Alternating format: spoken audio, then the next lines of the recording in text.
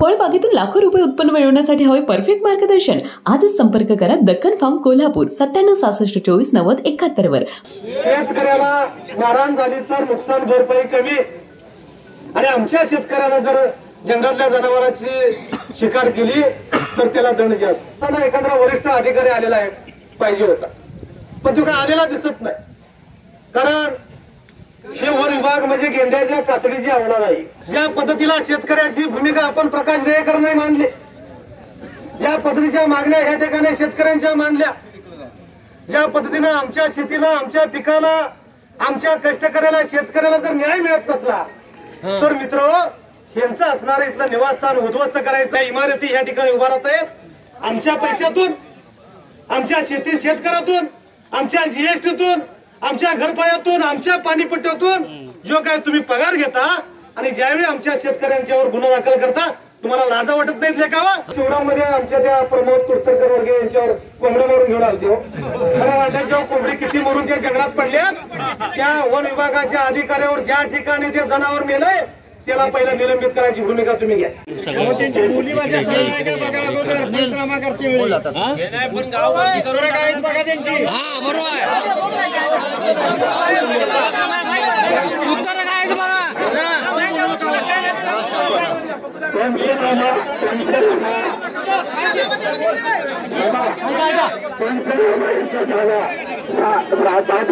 पंचनामा झाला.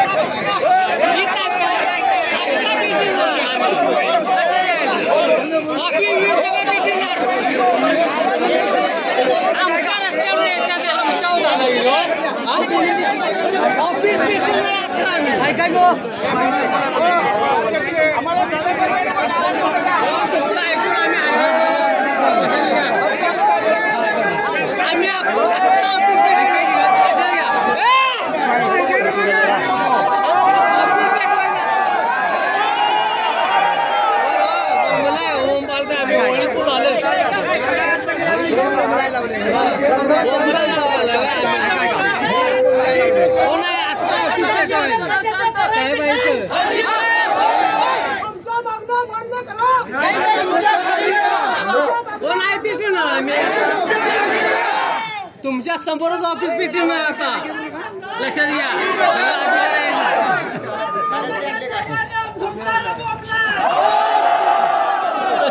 आहेत का नाही अधिकारी ते बघायचं आहे आम्हाला. चोर लावड्या जायचं हो साहेब ते येत नाहीत का नाही चोर लावड्या जाईल.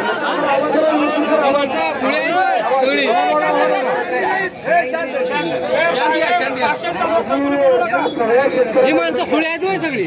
आपल्याला पूर्ण वेळ अजून बोलायचा आहे, दंगा करायचा आहे, अजून भाषण करायची आहे, त्याच्यानंतर फोडाफोडी करायची आहे.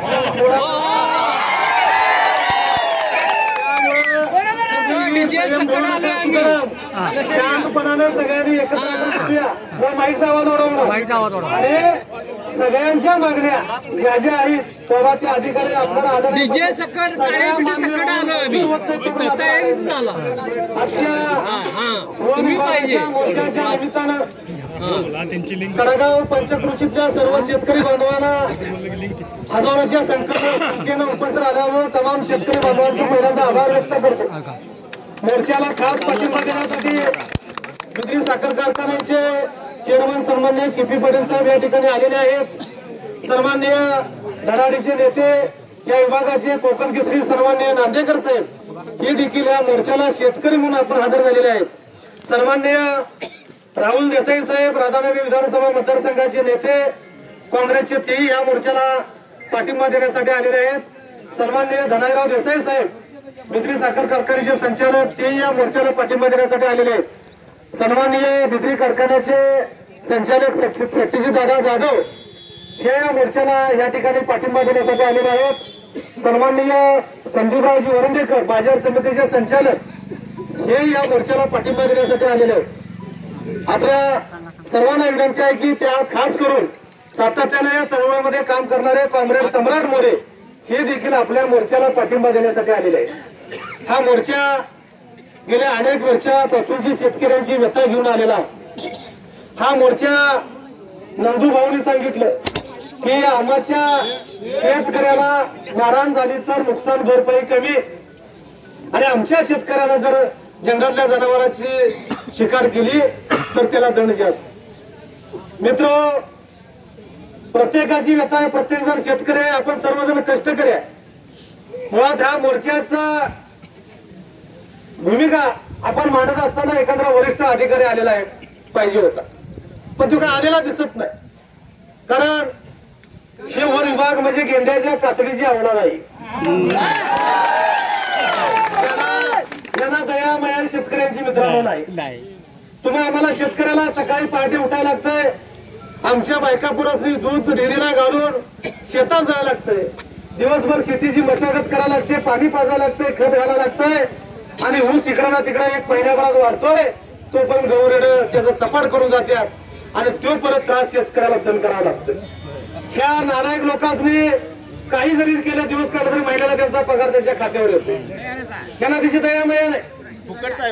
मित्र, या ठिकाणी आपण मोर्चा घेऊन येत असताना ज्या पद्धतीला शेतकऱ्याची भूमिका आपण प्रकाश रेयकरांनी मांडली, ज्या पद्धतीच्या मागण्या या ठिकाणी शेतकऱ्यांच्या मांडल्या, ज्या पद्धतीनं आमच्या शेतीला, आमच्या पिकाला, आमच्या कष्टकऱ्याला, शेतकऱ्याला जर न्याय मिळत नसला तर मित्र यांचं असणारं इथलं निवासस्थान उद्ध्वस्त करायचं आणि शेतकऱ्यांनी दिवसभर उन्हामध्ये काम करायचं. आणि तुम्ही या ठिकाणी नंदूभाऊंनी सांगितलं या वन विभागाच्या एका एक पेक्षा त्या इमारती या ठिकाणी उभा राहत आहेत. आमच्या पैशातून, आमच्या शेतकऱ्यातून, आमच्या जीएसटीतून, आमच्या घरपळ्यातून, आमच्या पाणीपट्ट्यातून जो काय तुम्ही पगार घेता आणि ज्यावेळी आमच्या शेतकऱ्यांच्यावर गुन्हा दाखल करता तुम्हाला लाजा वाटत नाहीत लेखावा? तुम्ही शेतकऱ्यांची पोरात काय लेखा पाकिस्तानातून तुम्ही आलेला आहेत हरामखोर. आमच्या शेतकऱ्यांच्यावर जर कुठल्या शेतीमध्ये आपल्या स्वतःच्या संरक्षणासाठी जर शेतकरी शेतामध्ये गेला आणि त्यानं आपलं जीव वाचवण्यासाठी जर हत्यार वापरलं आणि त्याच्यावर जर गुन्हा दाखल केला तर तिथल्या तिथं त्याचं कंबर न मोराने आमच्यासारख्याकडे तुम्ही या अजिबात घाबरायचं नाही. किती झाडं तोडलीत विचारा. अनेक ठिकाणी ऐका, अनेक ठिकाणी आम्ही बघितलं. काल काहीतरी शिवडामध्ये आमच्या त्या प्रमोद कुर्तकर वर्गे यांच्यावर कोंबड्या मारून घेऊन आलते. वाट्याच्यावर कोंबडी किती मरून त्या जंगलात पडल्या. त्या वन विभागाच्या अधिकाऱ्यावर ज्या ठिकाणी ते जनावर मेलंय त्याला पहिला निलंबित करायची भूमिका तुम्ही घ्या. ज्या ठिकाणी जो गवारेडा जखमी झालाय आणि तो तडफडून त्या ठिकाणी मेलाय, त्याचा सांगाडा पडलाय, त्या वनपालाचा ह्या ठिकाणी विभागाच्या अधिकाऱ्यावर ज्या ठिकाणी ते जनावर मेलंय त्याला पहिला निलंबित करायची भूमिका तुम्ही घ्या. ज्या ठिकाणी जो गवारेडा जखमी झालाय आणि तो तडफडून त्या ठिकाणी मेलाय, त्याचा सांगाडा पडलाय, त्या वनपालाचा ह्या ठिकाणी निलंबित करा.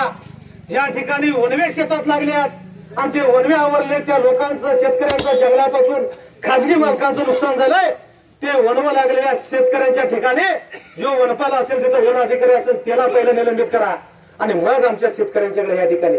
आणि तुम्हाला लाजा वाटल्या पाहिजे. वनवा लागतोय म्हणून तुम्हाला नेमलंय आणि वनवा लागल्यानंतर तुम्ही गांडीला पाय लावून पळून जाता आणि शेतकऱ्यांची मदत घेता. ज्या जंगलामध्ये एखादा अपघात घडला तर त्यावेळी शेतकऱ्यांची मदत घेताना तुम्ही जंगलामध्ये जाता आणि त्या शेतकऱ्यांची जरा देखील तुम्हाला दयामाया नसली तर तुमच्यावर भीमराव आपण दांडकं घेऊन यांचं कंबार्ड मोडलं पाहिजे. अशा तुम्हाला लाजा वाटल्या पाहिजेत.